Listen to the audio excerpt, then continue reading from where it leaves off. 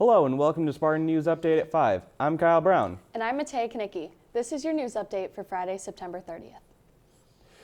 The wake of Hurricane Ian has left much of the coastline in disarray, some of this including the Sanibel Causeway in Florida.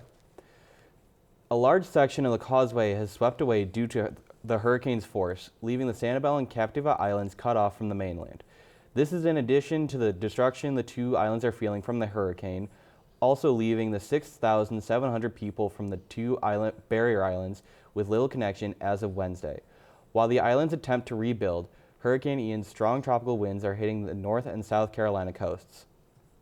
Hurricane Ian ravaged its way through Midwest and Central Florida on Wednesday night, and the disaster cleanup and rescue efforts are in full force. This footage shows a United States Coast Guard member propelling down from a helicopter to assist a man whose boat was stranded on top of the mangroves near Sanibel, Florida.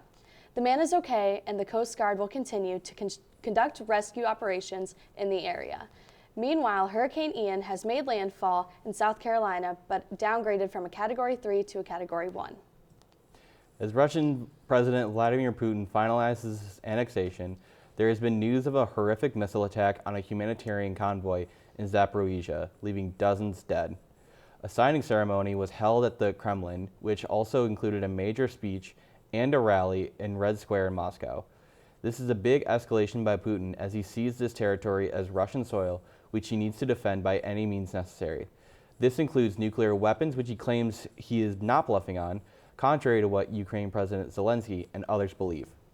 Russia has already stepped up missile attacks in the past couple days in the territories they plan to occupy.